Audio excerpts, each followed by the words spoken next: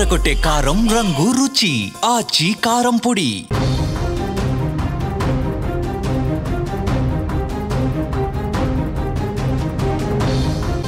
కరీంనగర్ జిల్లాలో మరో బస్సు ప్రమాదం.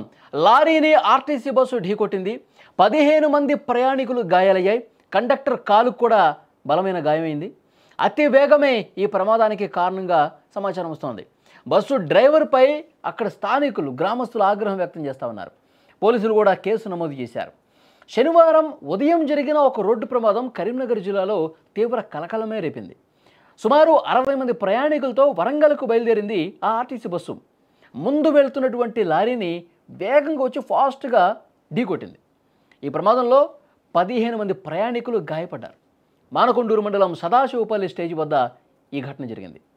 ఉదయం కరీంనగర్ బస్టాండ్ నుంచి బయలుదేరినటువంటి ఆర్టీసీ బస్సు హై స్పీడ్లో లారీని ఢీకొట్టడంతో బస్సు ముందు భాగం దెబ్బతిన్నటువంటి పరిస్థితి. గాయపడ్డ క్షతగాత్రులను వెంటనే అప్రమత్తమైనటువంటి సిబ్బంది 3 108 అంబులెన్స్లు తీసుకొచ్చారు. వాటిల్లో కరీంనగర్ ప్రభుత్వ ఆసుపత్రికి వాళ్ళందరినీ కూడా తీసుకెళ్లారు. అక్కడికి తీసుకెళ్లిన తర్వాత ప్రాథమిక చికిత్స చేశారు. కొంతమంది ఆసుపత్రిలో అడ్మిట్ అవ్వాల్సినటువంటి పరిస్థితి కూడా ఏర్పడింది. ప్రమాద సమయంలో బస్సు డ్రైవర్ క్షేమంగా బయటపడ్డాడు. బలంగా ఢీకొట్టినప్పుడు కూడా అతనికి పెద్దగా ఇబ్బంది ఏం కలగల. కండక్టర్ కాలికి మాత్రం దెబ్బతగిలింది. బస్సు కండక్టర్కు నిజామాబాద్ డిపో సిబ్బంది ప్రథమ చికిత్స చేశారు. ప్రమాద దృశ్యాన్ని చూసినటువంటి సదాశివపల్లి గ్రామస్తులు, బస్సు ప్రయాణికులు తీవ్ర ఆగ్రహం వ్యక్తం చేశారు. బస్సు డ్రైవర్ తప్పిదం వల్లనే ఈ ప్రమాదం జరిగిందని వాళ్ళు తీవ్రంగా మండిపడ్డారు కూడా డ్రైవర్ మీద.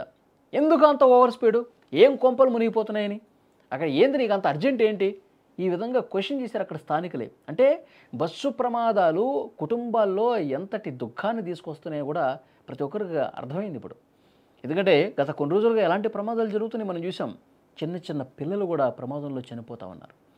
ఎంతో భవిష్యత్తు ఉన్న వాళ్ళు కూడా డ్రైవర్ల నిర్లక్ష్యం మూలంగా చనిపోతున్నటువంటి పరిస్థితి ఉంది.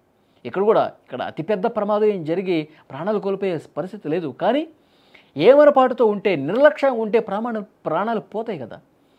అతి వేగం, డ్రైవర్ నిర్లక్ష్యం, ఇలాంటి ప్రమాదాలు జరుగుతున్నాయి. డ్రైవర్లను కఠినంగా శిక్షించకపోతే, కేసులు నమోదు చేసి సీరియస్గా యాక్షన్ తీసుకోకపోతే వీళ్ళకి బుద్ధి రాదు అని అక్కడ స్థానికులు, గ్రామస్తులు కూడా గొడవ పెట్టుకున్నటువంటి పరిస్థితి. వెంటనే సిఐ సంజీవ్ సిబ్బందితో ఘటనా స్థలాన్ని కూడా చేరుకున్నారు. ఎందుకంటే పోలీసులు కూడా కంప్లైంట్ ఇచ్చారు. ఇతను అరెస్ట్ చేయండి, ఇంత దుర్మార్గంగా డ్రైవింగ్ చేస్తారా, ఇంత నిర్లక్ష్యంగా డ్రైవింగ్ చేస్తారా, ఎవరికైనా నిజంగా ఏదైనా అయ్యి ఉంటే, నిజంగా తీవ్రంగా గాయాల పాలై ఆసుపత్రిలో ప్రాణాలు పోయే పరిస్థితి ఉంటే ఎవరు బాధ్యుడు? కుటుంబ పెద్దలను కోల్పోయి కుటుంబం మొత్తం రోడ్డును పడుతుంది కదా, దానికి ఎవరు బాధ్యత తీసుకుంటారు? నిర్లక్ష్యంగా డ్రైవింగ్ చేసిన వాడు, ప్రమాదాన్ని తీసుకొస్తున్న వాడు అతి వేగంగా ఏదో కొంపలు అంటుకుపోయినట్టుగా 100 కిలోమీటర్లు 150 కిలోమీటర్ల వేగంతో పోతున్నటువంటి వాళ్ళని నివారించకపోతే, వాళ్ళ ఆట కట్టించకపోతే ప్రమాదాలు ఇదే విధంగా జరుగుతాయి. పోలీసులు కూడా సీరియస్గా ఉన్నారు. దీని మీద కేసు నమోదు చేశారు. దర్యాప్తు కూడా చేస్తూ ఉన్నారు. ఆ ప్రత్యక్ష సాక్షులను కూడా అడుగుతూ ఉన్నారు. ఎవరిది తప్పిదం, ఎవరు వేగంగా వస్తున్నారు, ఎవరు లారీని ఢీకొట్టారు, ఇవన్నీ కూడా చాలా స్పష్టంగా ఇన్వెస్టిగేట్ చేస్తూ ఉన్నారు. నిజంగా అండి, ఎందుకంటే ప్రయాణికులు బస్సు ఎక్కిన తర్వాత ఇక ఈ ప్రాణాలు ఉంటాయా పోతాయో కూడా అనుమానపడాల్సిన పరిస్థితి ఉంది. వాళ్ళు సేఫ్గా మన గమ్యానికి మనం చేరుకుంటామో లేదో కూడా డౌట్ పడాల్సిన పరిస్థితి ఏర్పడుతుంది.